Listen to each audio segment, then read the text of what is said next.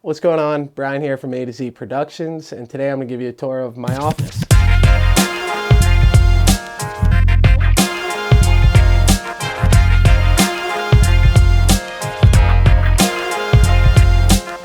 So it's really built around two different setups. The one you see behind me is the switcher slash recording station, and in front of me I have my editing station. It's really built around the Blackmagic DaVinci Resolve workflow, so I can go from recording to editing to delivered finished product as quickly and as efficiently as possible. So let's go ahead and get started with the switcher station, and let me show you how it works. We are here at the switcher station. It is all built around this ATEM Mini Extreme ISO.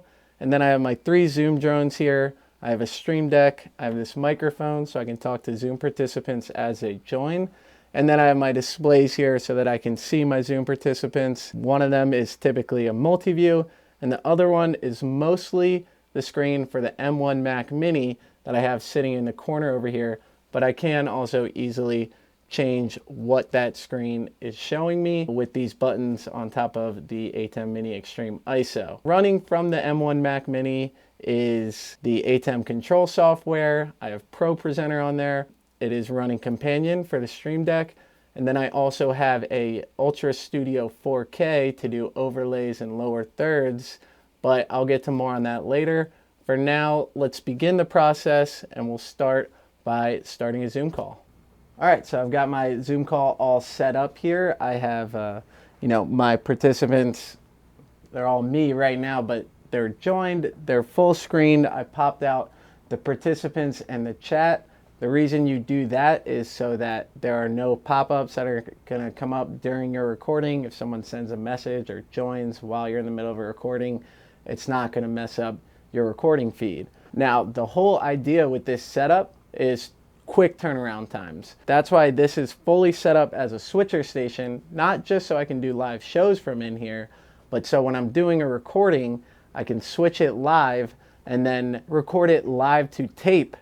So that then all I have to do is in editing is, trim the front and the back, maybe add an intro and an outro, and then boom, I can send it off to the client and I'm done. Let's go through kind of each part of the setup here so I can show you why I chose to add the things that I did. Let's start with the Stream Deck here. As you can see, if you've been following us and you got our free transitions, this probably looks pretty familiar to you.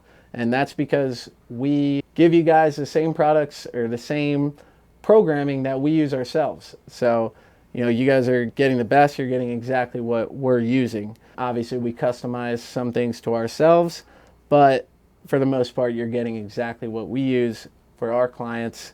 So at the top, I have a few macros. These are just ones that I've already had a need for. So I went ahead and built them. Playback to downstream key one. Playback is actually the Mac Mini and in particular Pro Presenter, and it's Pro Presenter running through the Ultra Studio 4K. And if you've been following us for a while, you know from a video that we shot a couple months ago that the Ultra Studio 4K takes a Pro Presenter feed and gives you 2 SDI outputs. One of them is for a fill and the other one is for a key. Well, why do you need 2 outputs? For downstream keys. It basically works the same way as loading a PNG into a media player, but it does it all on the fly from Pro Presenter, and I'm going to show you in a sec why that's such a huge benefit and why it's a really fast workflow. But I also have playback to SuperSource background. Let me full screen my program feed. If I put my SuperSource into program here and I give myself, let's give myself just a 1 box, and then I do playback to SuperSource background. Right now there's nothing on my playback. I'm gonna have to switch back to 8 here, Pro Presenter, and if you keep an eye up on my multi-view, you'll be able to see the change. But boom, put that in there, and let's go back to program on this big screen, and there you go. I am basically changing what my background is, and then obviously I can use my transitions and everything like that. Let's go back to our 1 box. Okay, and then I also have playback to super source foreground. That's actually just going to cover me up. Media player 1 to super source background. And media player 2 to super source background. And then these other buttons here, this is just preview super source, preview media player 1, preview media player 2, go back to preview super source, and then let's go ahead and switch this back over to my Mac screen here. Let's start with the blank lower third here. So these are the two feeds that the Ultra Studio 4K is sending me. So there's my key. As you can see, there's my fill, which is the color version, right? So that's a key, that's a fill. Again, Brandon did a much better job explaining this in his video. I'm gonna link that down in the description, but let's switch that back to my program. And I have my super sourcing program, and these two buttons down here are downstream key tie and air downstream key. All right, so if I push air downstream key, boom, my lower third pops up on screen. The downstream key tie, what that does is if you already have your downstream key in program, tie it, and then you can push cut, then it'll cut away from your program as you push cut. It'll go into your preview, and you push cut again, it'll come back. If you do not have your downstream key on air and you push tie, then it's gonna tie it to your preview, and then I can cut again. Boom, let me put something else in my preview here so I can cut. There it is, cut, gone. I'm not looking at it, but hopefully it is doing what it's supposed to be doing. So that's basically how a tie and an air downstream key works. Let me show you kind of this ProPresenter hack here. Let's go back to my ProPresenter screen here. On here, I have a bunch of different lower thirds. A lot of them stock, some are video. But let's go to this blank one here. Let me go ahead and push edit, size up a little bit.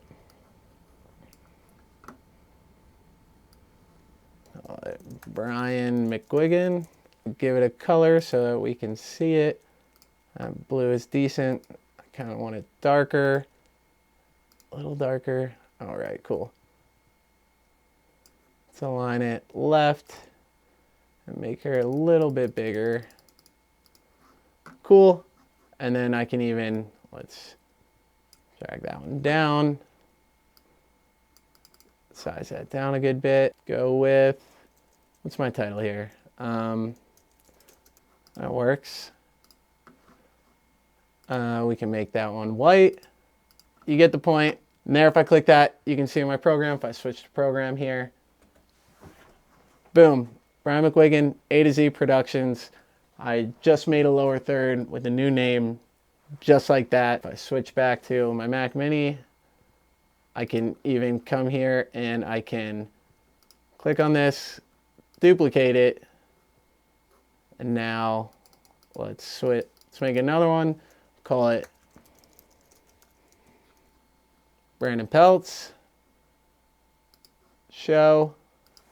Click on it and bring up my program. It does it in real time. You get the idea. You can also do video lower thirds. I have a bunch of other ones in here. Now keep in mind that if you go to something, say full screen, boom, it's gonna be on top of you, right? Because your downstream key is gonna be on top of whatever is in your program feed if it's on air. So we go ahead and take that off, and boom, now it's showing nothing. So now, even though my downstream key is on air, there's nothing in front of me, right? There's nothing on my downstream key. Now, one thing to note is your downstream keys, your overlays, and even your super sources are not going to show up as video sources in your DaVinci Resolve project file. They will show up in your program recording, but they will not show up in that DaVinci Resolve project file. That's basically just camera feeds. You can adjust cuts and things like that, but you will not be able to really adjust your overlays. So those will have to be re-added in post, unless you do a good job and you switch the show correctly. Then you just have to trim the front and the back and add an intro, add an outro, maybe cut some parts in the middle, and then you're good to go. So let me go ahead and show you that workflow and wrap this video up. Real quick, another point I forgot to make about the Ultra Studio 4K is that there is also an Ultra Studio HD, which is cheaper and which will work in the same way with the ATEM Mini Extreme ISO. And it's HD, it's 1080, so is ISO. There's no reason to go with the 4K. That's just something that we already had. We already had multiple of, so that's why I installed it in this setup here. But you can also go with the HD version and save yourself some money. Okay, so here we are at my editing setup here. Quick overview. I have the ultra wide Samsung display, two 4K monitors. One of these I'll usually keep as my clean feed, and then the other one I will keep as scopes or something like that, or if I have another window open. And one other thing I have is this DaVinci Resolve Speed Editor, and that is actually a new addition for me. I am still kind of learning it and getting used to it, but so far, you know, very, very high ratings from me. I enjoy working with it. One thing to note is that it mainly only works on the cut page. Now the jog wheel will still work on the edit page, but most of the functions, most of the buttons on here really only work on the cut page. Let's go ahead and jump into the workflow here. First thing I will do is import the project. The blank spots are just gaps in your time code. So let me go ahead and grab my program clips. Let's go over here to super source. And as you can see here, when I cut to my super source, it input a black video. All right, so that is my third one. Let's go ahead over to the my timeline to the beginning of that clip. Grab my clip here, click place on top, and then there you go. You can see over that is when I was on a super source. My super source there is full screen. Let's see if there's other examples. See, it is here when I clicked cut to my super source, I got a black video. And you can see here that, let's see where I have an overlay on. Like here, that these are part of my downstream key. If I turn this video off, you can see that it is not on the actual file, but it is on my program feed. So, you know, there are workarounds for it. So I can place it on top. Go ahead and delete that part. So then here it'll come in. I can add a transition to the front of that, make it fade in. Let's put a dissolve on. So then here I can dissolve on, and really I'm just dissolving to my program record. So there are workarounds, but there's no real easy way to edit it. Maybe that's an update. Blackmagic comes out in the future. I think it'd be great if they did, but currently there's no way to, you know, have your super source come up in boxes and power windows and easily be able to edit those. Typically I would, you know, go ahead and grab my program feed, create a timeline with it, find my in point, and then find my out point, which will be, you know, somewhere farther back. Let's call it there. Split clips, come over here, ripple delete. Let's say I have an intro, I can bring in an intro and, for example, grab, you know, this part, place that at the end as an outro rather. Same intro, same outro. It's smart insert, then boom, I got an intro, got an outro. Typically, obviously, that would be some kind of music stinger intro, but it's that easy to just add it in there.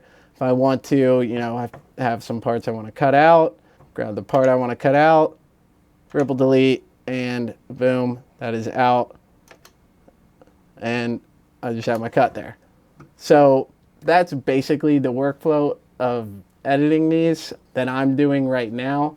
Obviously, there are situations where I'll use a sync bin and I won't do any live switching. I'll just be recording because I know that it'll just be easier to edit it later. And then I will use the sync bin and, you know, the actual, I guess, Resolve project functionality of this system. But for the most part, you know, I'm trying to switch it live. I'm trimming the beginning, trimming the end. I really don't even need the Resolve project file, but it's there if I need it. And my ISO records are all there if I need them. But perfect world, again, you don't need them at all. Bring them in here, cut, and then deliver, upload to Vimeo, Dropbox, wherever it needs to go. Okay, that's the video. That's my office. That's a switcher station, my editing station, recording station, and how it all works together to create this fast workflow, quick turnaround time that we're going for. If you're looking for those transitions I was showing you earlier, I'll have a link in the description to that video. If you have any questions, feel free to leave them in the comments section. If you're looking to learn more about this stuff, please hit subscribe. We're going to continue pushing out content related to ATEM products as well as all other kinds of production. And as the world opens up, physical production as well. That is content we're planning on putting out more of. So please subscribe, and thanks for watching.